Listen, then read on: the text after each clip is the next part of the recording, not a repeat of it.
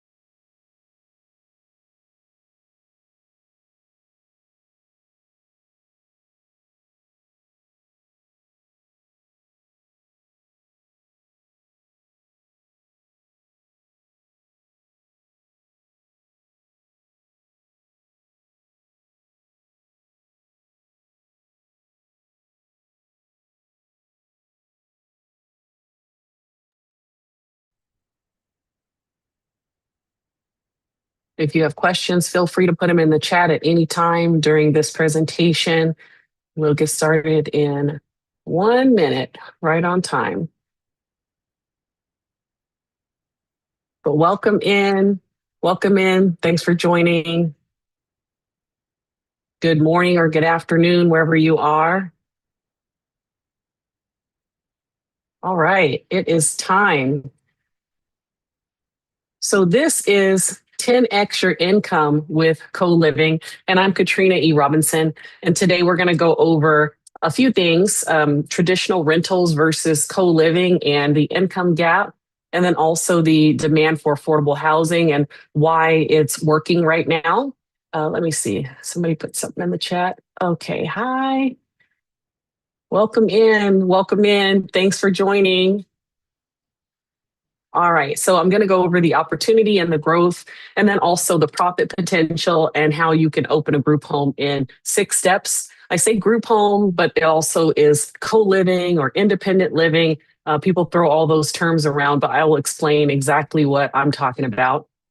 And you've been to those master classes where you're half listening and you're holding your breath until the presenter makes their pitch and asks you for money, and it's awkward for you and for the presenter. Well, that's not going to happen today because my pitch is going to be that you book a call with me if you're interested in my presentation. And if it resonates with you, just book a call with me and then we can talk about my coaching options. All right, so it's going to be about an hour. I think I scheduled it for an hour and a half, but I'm going to stop it at an hour because I do have another call right after this. All right, so what is co-living? Some people call it a group home. I've been calling it a group home for years, like 6 years now. I've been calling it a group home, but it's actually independent shared living. It's where you take a single family home and you rent out that single family home by the room or by the bed. And it's all inclusive, meaning that utilities are included. So somebody rents a bed from you and then they pay one low rate for the bed and also use of the shared living spaces. So like the living room and the kitchen, and also their utilities are included in what they pay you for that month. So what's the difference between that and assisted living? The difference between co-living and assisted living is that in assisted living, there are services that are included. For example, if somebody needs help with toileting, bathing, feeding, or medication management, that's have any questions or anything. All right. So those people who do need help with their ADLs, with their activities of daily living, I can still house those people, but the help just doesn't come from my business. All right. And another question I get a lot of is what is the difference between a co-living and a multifamily? Like, can't you just do this business in a multifamily? Well, yeah, you can do this business in a multifamily, but with co-living the way I teach it, where you're taking a single family home and you're renting out the rooms or renting out the beds in those rooms, you make 10 times the amount of a regular rental because there are lower maintenance costs than a multifamily. When you have a single family home, just a regular single family home, you only have one bill for the electricity, the internet, the water, the gas, et cetera. So you have that one bill and you have one kitchen, one plumbing system and all of that. Whereas with a multifamily, those are different addresses. So your costs just go up a little bit. All right. So the outlook on the business. Why is co-living big business right now and why is it going to grow? There's several reasons why. Number one is the aging baby boomer population. So 10,000 baby boomers turn 65 every day. And that's a trend that's going to continue through the year 2030. So that means that by the year 2030, 1 in 5 Americans will be 65 or older. Now, a lot of those people are going to need that assisted living I talked about, that supportive housing, but not all of them are going to need the full scale assisted living.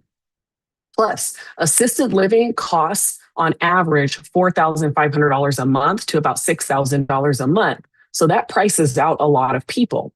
And if somebody doesn't need help with their activities of daily living, then why would they pay that much money to live in a place that provides that help? A lot of those people just need a safe, stable, shared living space because they're on a fixed income. So that's where co-living homes and group homes step in, and that demand is just rising. And then number two, the housing affordability crisis. So we all know that housing is just ridiculous right now. It just costs a lot. And a lot of low income adults, especially single people, because that's who I house single adults. A lot of those single adults, they just can't afford to get a place on their own. 55% of low income renters spend more than 30% of their income on housing. So shared housing isn't just about us making more income, it's really solving a housing problem. And cities need this model. And then we have the decline in private room supply. So new construction favors luxury or large single family homes and not affordable shared housing. As private housing costs rise, room rentals and co-living and group homes offer a more scalable solution. And landlords who make that pivot from doing just regular single family rentals into doing this co-living model, they really benefit because they make so much more money. And then there's social isolation and mental health. So adults with mental health challenges, disabilities, or substance recovery needs, oftentimes those people thrive in a more structured, shared environment because they need community, not just a roof over their head. They need other people to be around them to keep them on track. So the power of this model is both in the profit and in the purpose because it meets a real need for society. Plus, 1 in 4 adults in the US lives with a disability or a mental health condition. So when you combine aging demographics, plus the housing shortages and the affordability issues and shifting preferences, co-living and independent group homes are not just a trend that's going to go away. They're really the future. All right. So why should you even listen to me? Hi, I'm Katrina. I'm Katrina E. Robinson, and I have 3 co-living homes in San Antonio, Texas, but I live in Los Angeles, California. So a lot of people do this type of business, and it's growing, but there's nobody out there who's teaching you how to do this remotely. So when I opened up all 3 of my homes, people started asking me to help them to open their homes and then also how to run their homes more efficiently since I'm able to run all 3 of my homes remotely from a totally different state. So they wanted to know what kind of systems I had in place so that I could be running my homes remotely.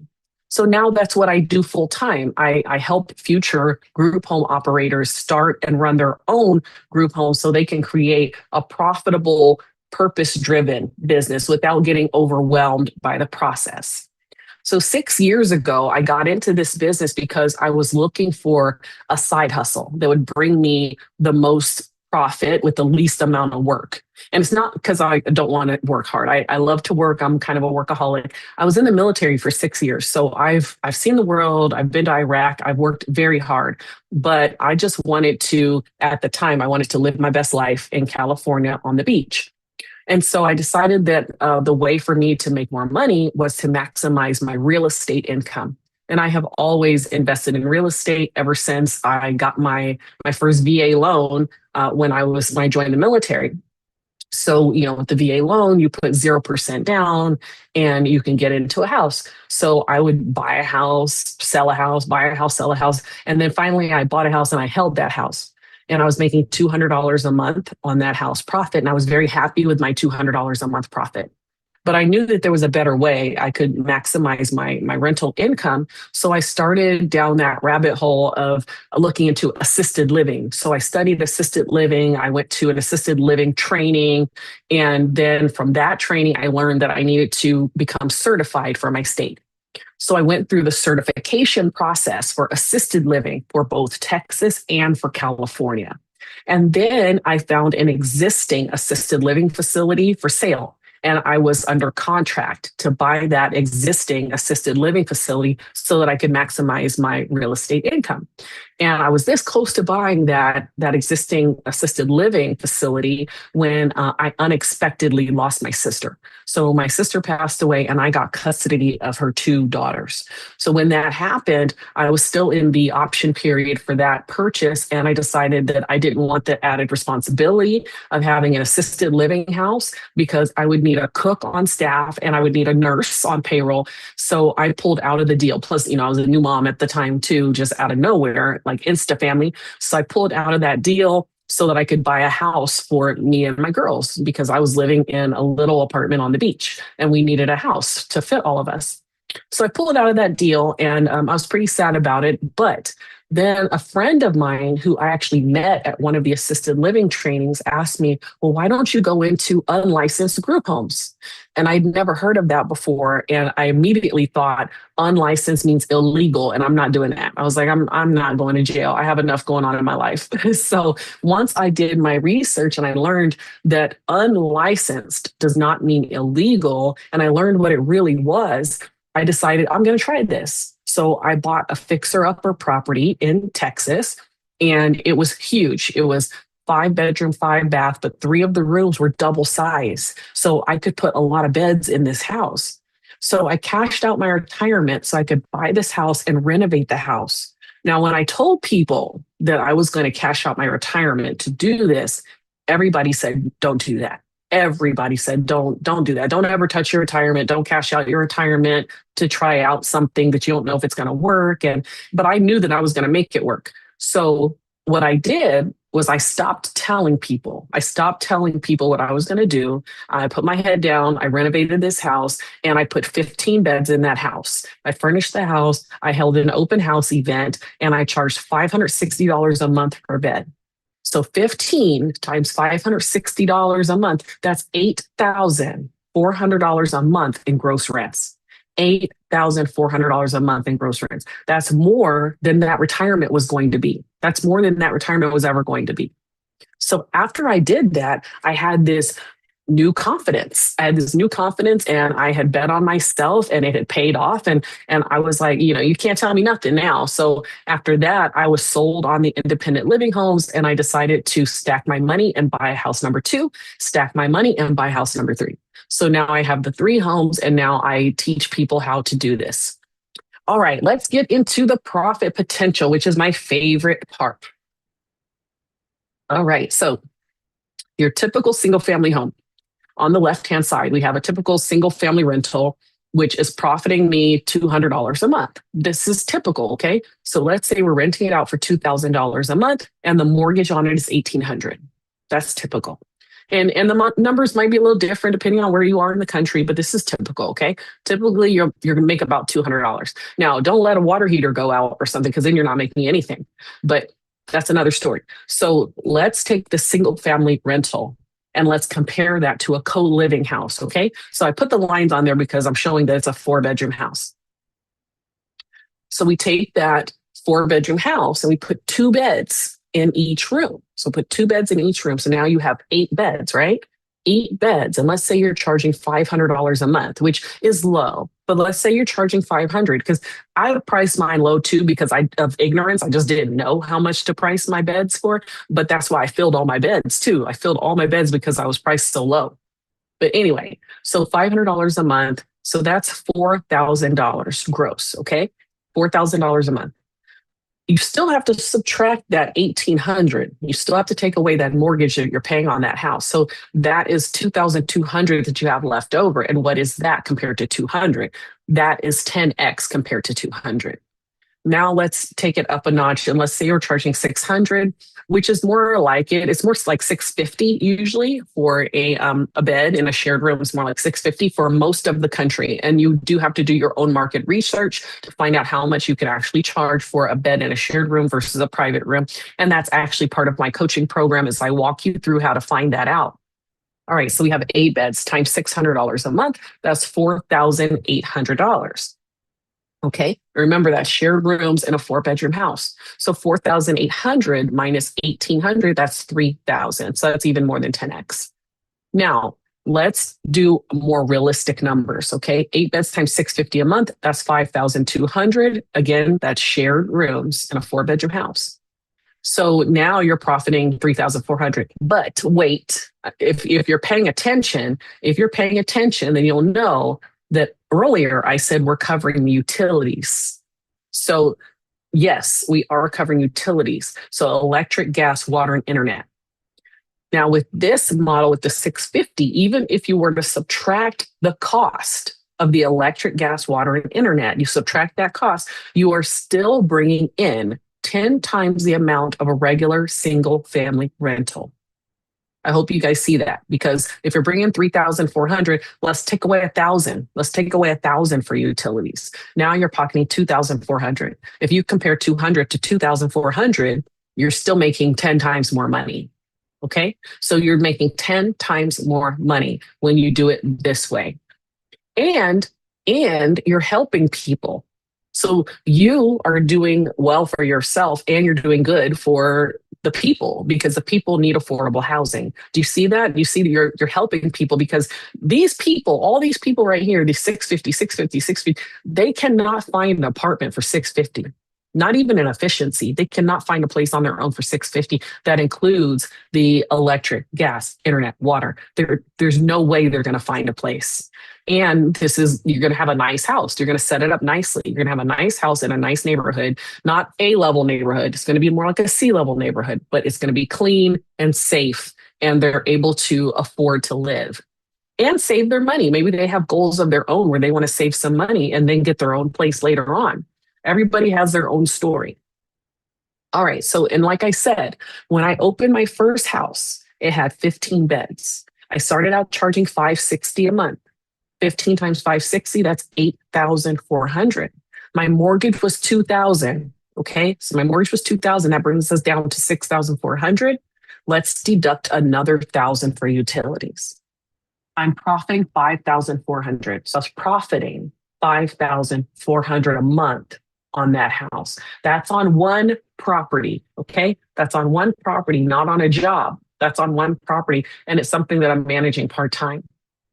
Now, you might also be thinking, yeah, that sounds great, but I don't want the headache of dealing with that many people's issues. And I hear you. And that's why I outsource my headache. Okay. And outsourcing comes in the last session of my coaching program, which is the autopilot part.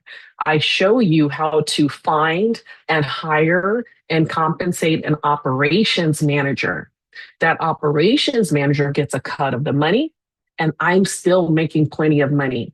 Okay, so there are different ways that you can handle the management of this type of property. And then also, maybe you want to do all private rooms. If you do all private rooms, you're not going to be making as much money, because let's say you're marketing to working class people, they don't want to share a room. You could maybe charge $1,000 for a private room, which includes utilities. And what you charge depends on where you are in the country. So you're not going to be making this much money, but you're going to be making decent money, though, if you're charging $1,000 per room. You see? All right. Let's see if I have any questions that popped in. Nope, not yet. I don't see any here. I don't see any there. All right, but I promise you, whatever you put in the chat, I will answer.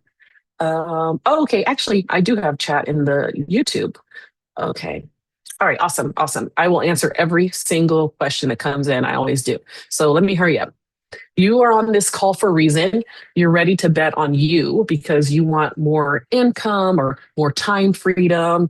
You want to make a difference in the world, in the affordable housing crisis, or maybe you want a retirement plan that you are in control of. And that's what I wanted. that's what I want to actually, when I first started, I was just kind of taking a risk, because I like to take risks. I was taking a risk and just to see what would happen. But in the end, once I started making that money, I was like, you know what? Now I have a retirement plan that I'm in control of. This is my retirement plan right here. So I was really happy that I did that. And then maybe you already have a rental property that's bringing in that pitiful little $200 a month. If you have a rental property that's already bringing you in that little $200 a month and you want to maximize that income, we need to talk. So you need to book a call with me. If you have a property, especially if it's a 4-bedroom, if it's at least 4 bedrooms, book a call with me and I will tell you how you can maximize your income on that house, because you're losing money and you can also be helping people at the same time. And then also, I want you to think about what is your why. So take a minute about, well, your life vision. We talked about your why, your life vision. Like take a minute and think about, where do you see yourself a year from now? And where do you see yourself 3 years from now and 5 years from now? And how would having an extra $2,000 a month change your life and the life of your family? Because that's on one house. I always tell my coaching clients to target $2,000 a month profit per house. That should be your goal, is $2,000 a month profit per house. You could get a unicorn type of house like I got that first house where I was profiting $5,400, but usually you're going to profit about $2,000 a month. So how would an extra $2,000 a month change your life and the life of your family? And with what I teach you in my coaching program, that's on one house. So with what I teach you, you will easily be able to scale and have more than one house. Okay. Now, let's get into the actual steps. Okay. These are the actual steps. You can take a screenshot of this if you want, but these are the actual steps to open your own co-living home. And I know this works because I've used this exact model to open all 3 of my co-living homes. I am very type A personality and probably a little OCD, a little obsessive compulsive. So I have documented every step of the way to open each one of my homes. And so that the first house is the hardest. It's always the hardest. But then after that, I was like, okay, what are the steps that I took to open that first one? And then I documented how I was going to do the second one. So anyway, this is the process right here.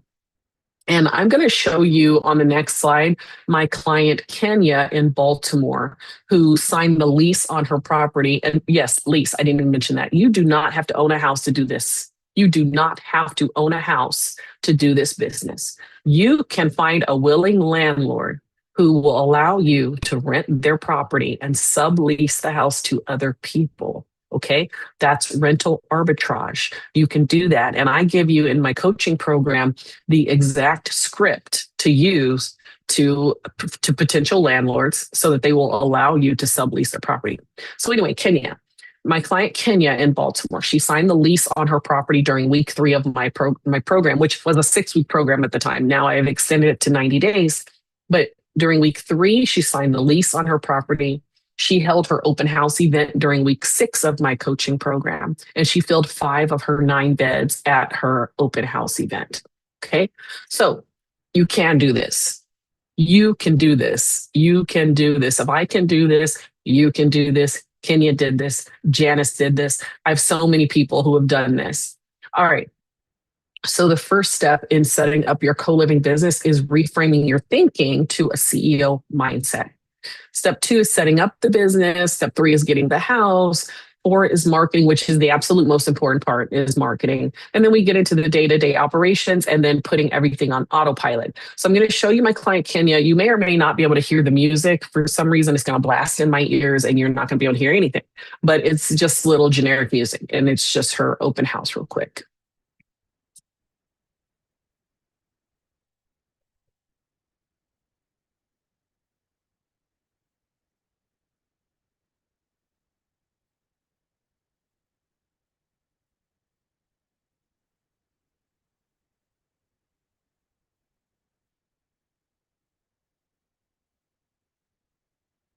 All right, so that was Kenya's open house. And she actually, I've done 2 interviews with her on my YouTube channel.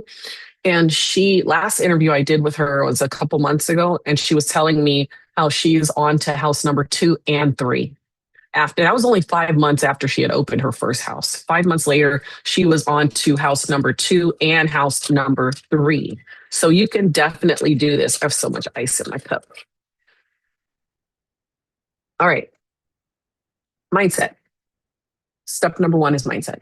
So the first step is getting your mind right. You need positivity and determination and a CEO mindset. And the CEO mindset is knowing you can do this, first of all, and using a calendar, time blocking, batching your work, outsourcing the things that you don't need to do on your own. So there's a lot that goes into the CEO mindset, and I walk you through every step. It's about systems, okay? It's about not reinventing the wheel.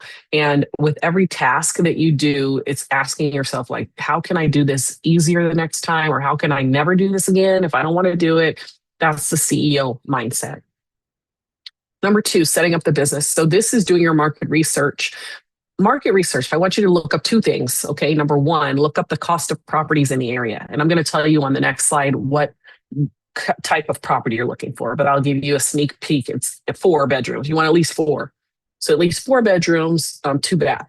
So look up how much is that going to cost to either rent or buy. So how much is it to rent or buy a 4-bedroom house? And then how much is a room in your area? So you can look at places like Roomy, Spare Rooms, Roomster, Furnished Finder, Facebook Marketplace. There's so many places you can just type in your city and then rooms for rent. Do that. Go to Google, type in city, rooms for rent, find out the cost of a bed in your area, in a private room and in a shared room. That's your market research. And then the legal aspects is setting up your LLC. So you actually do not have to set up an LLC to do this business because you're essentially just a landlord. But when you get an LLC, now you have a legitimate business, and now you could take advantage of business tax breaks. You don't have to go legit. You can just be a landlord and not have an LLC. You could do that. But I highly recommend you go legit, because then you can write off certain things like business travel, especially if you're doing this remotely, okay? Every time I go from California to Texas to check on my homes, that entire trip is a tax deduction because I have an LLC. Also, when you have an LLC, you can write off certain equipment like your phone, your home office, like I said, the business travel, and you can deduct expenses that you're already paying for. For example, I need the internet to do my job. I need the internet to run my business. And so I can deduct my internet from my taxes because I have a business that I'm running from the internet. You can also qualify for 100% depreciation on certain things like computers and cars. I don't take advantage of that one because I live in California. My homes are in Texas. But if I lived in the same area as my homes, I would definitely write my entire vehicle off because I would put my logo on that car, and that would be the car that I'm driving to check on my houses. You can also access special tax credits that are only available to businesses. Now, I am not an accountant, but definitely work with your accountant and make sure you're taking advantage of all the tax deductions. And then as far as setting up the LLC, you can take a shortcut like the CEO mindset. You can use LegalZoom or Busy or Taylor Brands, and there's so many other options out there to set up your LLC very easily and simply. Just pay for that shortcut. Okay. Oh, and setting up your business bank account too. I missed that. Okay. Number 3, getting the house. So you want to identify viable properties. Like, what kind of house is good for this? You need it to be at least 4 bedrooms so you can make the most money. Okay. At least 4 bedrooms, 2 bath. If you own the house, take a look at the floor plan and see, like, can you put up a wall and make another bedroom? Or can you renovate that garage and make that into 2 bedrooms? If you own the house, you can do that kind of thing. Also, no carpet, no pool in a nice enough neighborhood, like a C-level neighborhood. And depending on the demographics of the people that you house, you may need parking for multiple cars. Okay. My residents don't have cars. Of the 28 beds that I have, only 2 have cars right now. So it depends on who you're housing to. And also close to public transportation. That's important for me because the people who I house don't have vehicles. So I need all of my houses to be close to public transportation. And then also no homeowners association. And it's not because this is illegal. No homeowners association because they will give you a hard time. They will just give you a hard time and just why deal with it? Even though this is not illegal, most of the time, your residents, my residents are anyway, most of the time, your residents will be protected by the Fair Housing Act. So, Title 8 of the Civil Rights Act of 1968 is called the Fair Housing Act. And most of the time, the people that we house are a part of a protected class of people. They have something that is part of the list of all the protections. So most of the time you will win in court against the HOA, but I don't want you to go to court. I don't want you to deal with that. So just don't open an HOA. And like I said, you can do this business in a rental. So you do not have to buy a house. You can rent the house from someone and then sublease the house to your residents. What you'll do is just contact landlords, and I have a script that I give you. So you contact landlords and see if you can rent their house and sublease it to other people. Then you get the house and then you set up the house. You do not have to furnish the house all at once either. You can furnish the common areas and then furnish one bedroom. Host your open house event, fill those two beds in that first bedroom, get that money from that first bedroom and furnish the next bedroom, get that money and furnish the next bedroom. So you can bootstrap this. You do not have to have all this money up front. But I did do a video on, sorry if you can hear the dogs barking. I did do a video on how much it costs to start a group home. So check out that video on my YouTube. Hold on one second.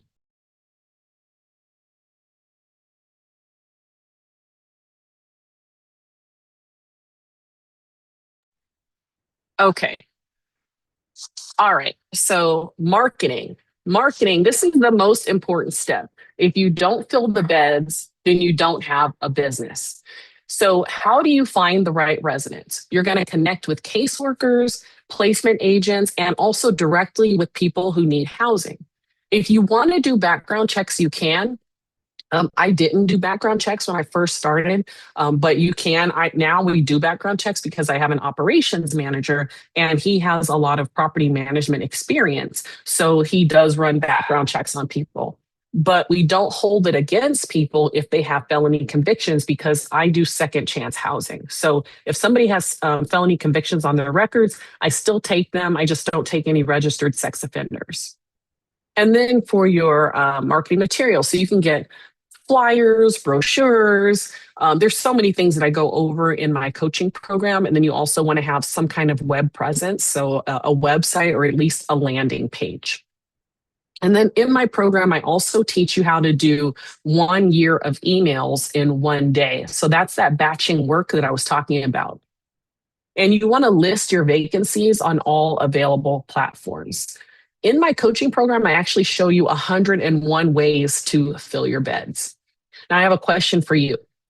Do you think you could find 8 people in your chosen city who are willing to share a room and pay one all-inclusive low rate for their monthly rent? This is a real question. Do you think you could find 8 people in your chosen city who are willing to share a room and pay one all-inclusive low rate for their monthly rent? I'll wait. I'll wait.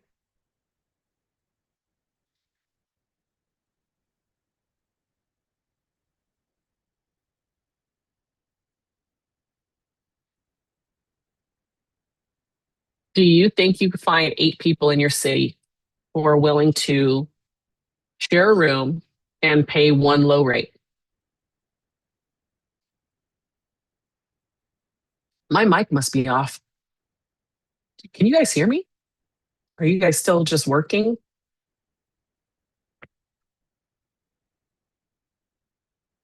All right. Somebody give me a thumbs up. Just give me a thumbs up if you can hear me.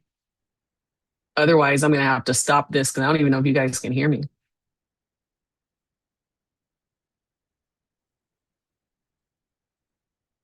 Oh, okay. Thank you. I appreciate it. Thanks for playing.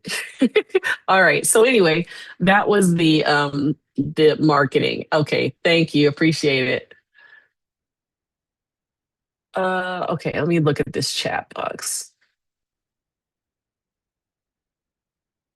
Okay. All right. Cool, cool, cool. All right. You guys are still there. Awesome, awesome. Okay. So the point is, if you think you can find those 8 people, you will find them. If you think you cannot find those 8 people, then you're not going to be able to find them.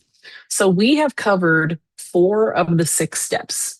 We've covered 4 of the 6 steps, and I'm explaining at a very surface level right now, but someone here in this class does want to dive deeper. So before we move on to the last 2 steps, I'm going to take a few minutes just to show you the coaching program and how I serve people on a deeper level. All right. So, like I said, this may not be for everybody, but it may be perfect for somebody who's in here. So, this is my startup intensive program. And these are all the different things that you get with my coaching program. You get all the templates and scripts plus accessibility. So, you'll have accountability and feedback and strategy from me. Plus, you have direct access and support, and you get a customized to do list, and you have access to an online course. All right. So the first thing we focus on in my coaching program is getting the property. So we have to make sure we get the right property and set it up correctly, because a lot of people jump into this thinking that any house will work. But if you get a 2-bedroom house, for example, that's not going to give you the profit that you're looking for. It's not going to give you that $2,000 a month profit.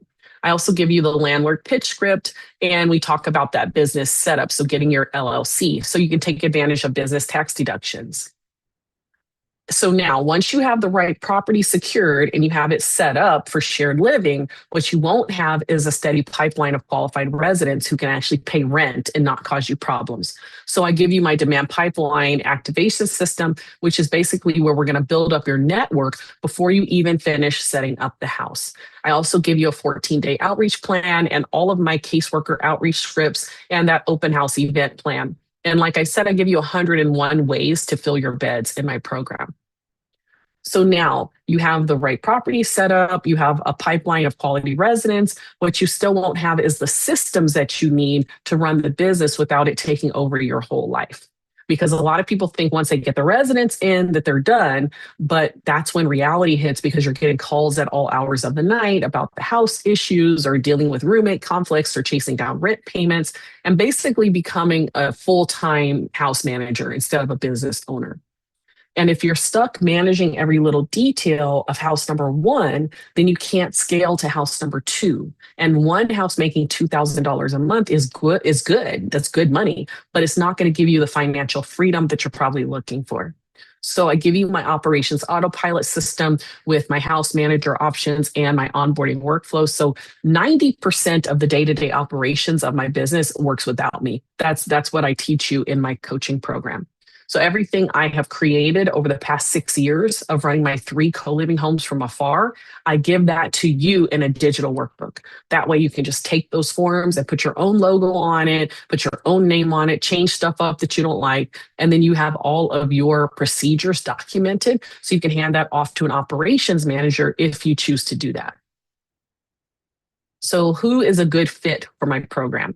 If you want to start investing in real estate, but you just don't know how, I won't read this to you. But if you're on this call, then you are more than likely a good fit for my program. So I'm going to show you how to book a call with me. All right. So false beliefs. This is how my program will address these false beliefs. A lot of people think they need to own a house to have a group home. You actually can rent the house like I talked about. So remember my client, Kenya in Baltimore, she does not own that house. And also in my network, there's a business that specializes in finding properties and willing landlords just for co-living homes. So that's how you pay for a shortcut. And I can give you an introduction to this company who will find the willing landlord for you. I hear this one a lot especially for my business because of the demographics who I house. People tell me all the time, but homeless people don't have money. So how are you making money?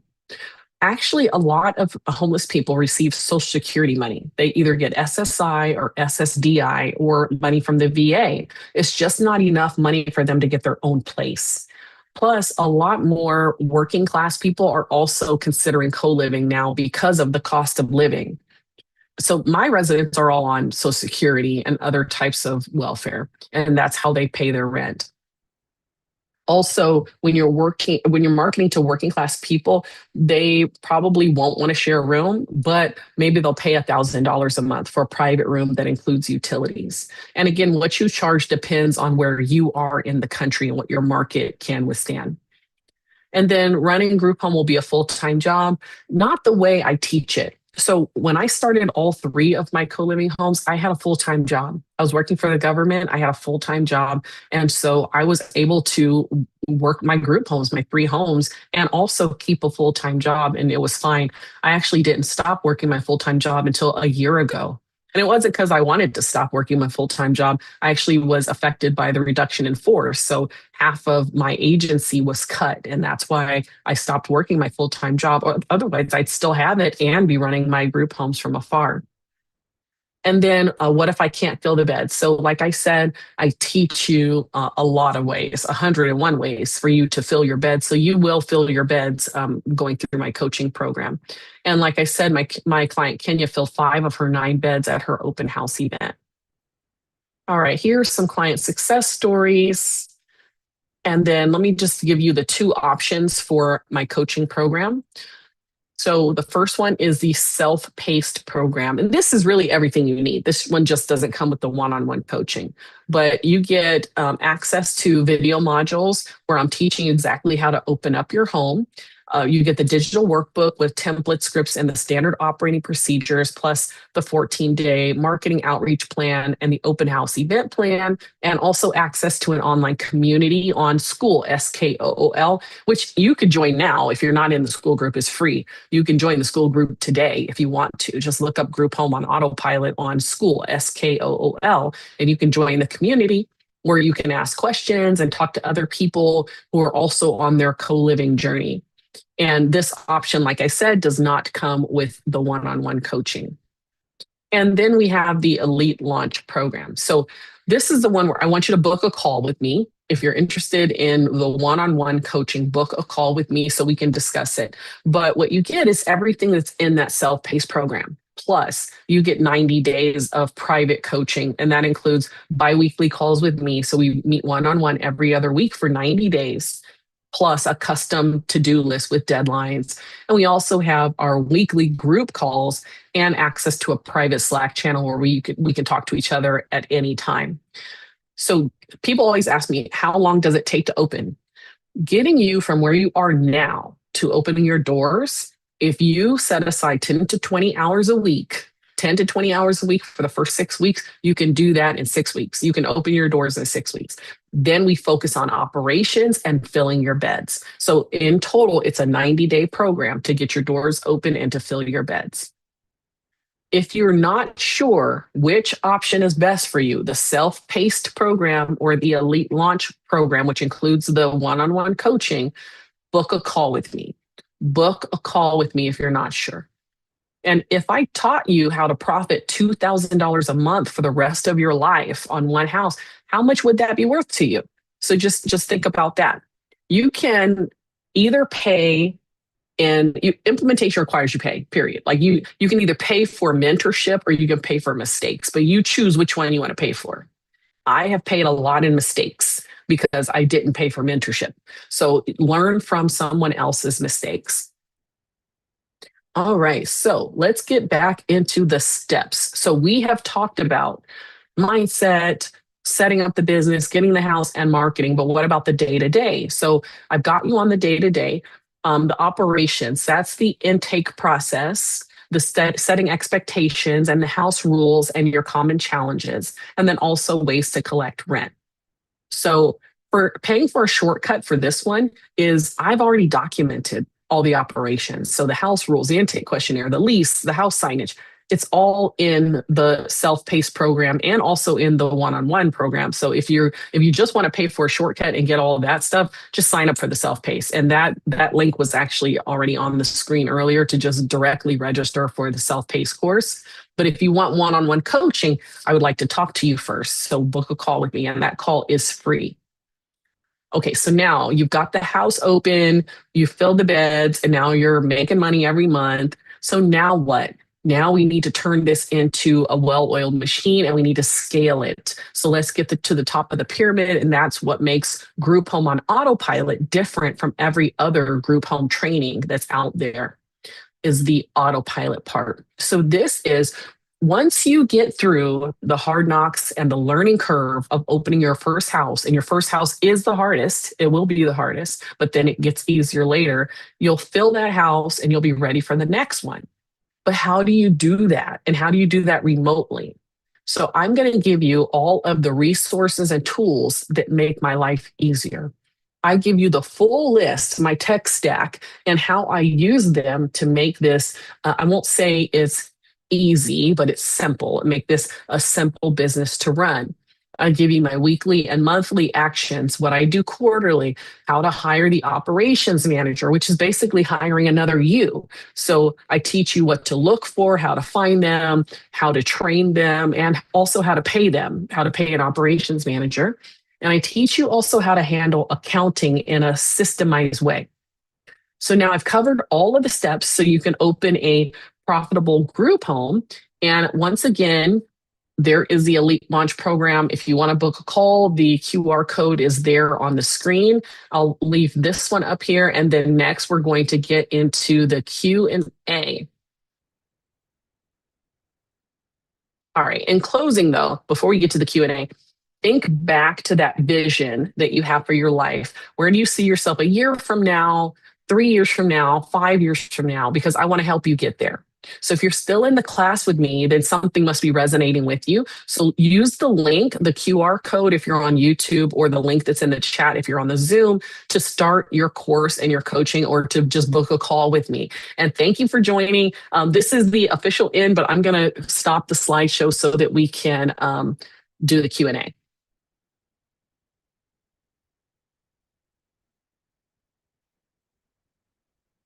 All right, let's get to the questions.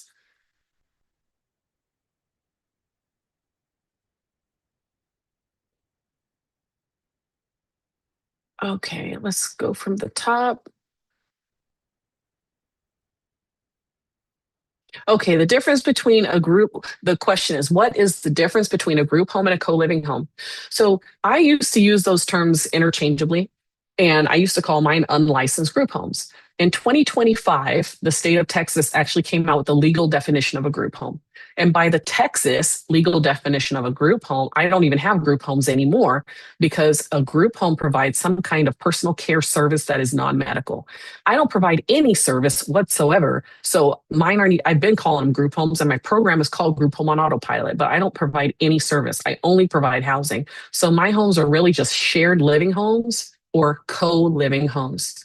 I just have been using the word group home forever, and that's what my logo even says, Group Home on Autopilot. But that's the difference between a group home and a co-living home, is that in Texas, a group home provides some kind of non-medical personal care service, whereas a co-living home is just housing only. And that's all I have, and that's all I teach is housing only. Okay. I have a house, I want to convert that to group homes. 5-bed. Okay, yeah, that's great. Imran, I hope I'm saying that right. Please book a call with me. I'd love to talk to you about that. Okay, send a copy of the chart. Ashley, which chart are you talking about? Okay. Do you limit the usage of laundry amenities to manage utility costs? And do you provide any household supplies? That's a great question. Okay, so for laundry, we have a laundry schedule. And actually, I did a video on my YouTube channel about how we handle laundry in my homes. So you should check out that video on my YouTube channel about how I handle that. But as far as limiting laundry, they just have a certain day that they use the washer and dryer. And then as far as other utility costs, we do put on the thermostat, there's a locked box. So it stays at a certain level so the people aren't messing with the thermostat all day long. So that's a way to limit the utility costs as well. As far as supplies that I offer. So I do offer cleaning supplies at 2 of my 3 houses. The third house is they're self-sufficient. It's just three private rooms, which I don't recommend. I don't recommend a three-bedroom, but it's three private rooms. They don't give me any problems at all. And they act like their own house. They're their own household, like Golden Girls. It's all elderly people, and they don't ask me for anything. Whereas the first two houses, it was the first house I opened like during COVID. And so I did have like paper towels and soap, and I provide a lot of things, and they're used to that. So they're always asking for that. So I do provide that. When you start off providing something, people are going to want you to provide that. So just keep that in mind. But I do provide clean supplies, paper towels. We have a wall paper towel dispenser, and you can pull one at a time. The trifold paper towels, I do provide those in the first two homes. Okay. Just curious, when dealing with the second chance market, aren't there more collection and eviction issues? Yes, there are more issues when you're dealing with second chance housing. You have people who they're there one day and then they might leave in the middle of the night, even though your lease says one thing, they don't follow that. So you have to do what you can tolerate. So as far as the demographic that you house, do what you can tolerate. Do you have homes that offer private baths? If so, what is the difference in rate? Do rooms with private baths rent quicker and tenant retention? Yes, rooms with private baths do rent out faster for sure. And do I have one room? Yeah, I have one room that has a private, no, two. I have two rooms that have private baths, and they do rent out faster, and the people stay longer. Okay. Great questions. Now let me go to that was on the Zoom. Let me go to the YouTube. Oh, okay. I already answered those. All right, awesome. If you have any last questions, please put them in the chat now. Otherwise, I'm going to go ahead and end this live stream. And I appreciate all of you joining today. Thank you so much. And I'll see you soon. Please book a call. Book a call with me if you want to talk about anything. It's a free call, 30 minutes, and I can explain to you. Oh, somebody else put a question. HOA is a total no, or can we ask them if it can be done? You can ask them if you want to. They're going to say no, probably. Actually, my third house is in an HOA. My third house is in an HOA. I don't recommend you ever open an HOA, but they don't give me any problems. But you should. I don't think you should ever open an HOA. You can ask if you want. If you ask, they're going to have a meeting about it. They're going to give you a hard time. They're all going to be staring at your house and give you a hard time. Just no. Just don't. Just don't. Don't deal with it. Don't do it. Don't do it. That's what I say. Don't do it. If you want to do it, if you want that extra headache, okay, but don't do it. All right. Looks like no more questions are coming in. Thank you so much. I'll see you later. Have a great day.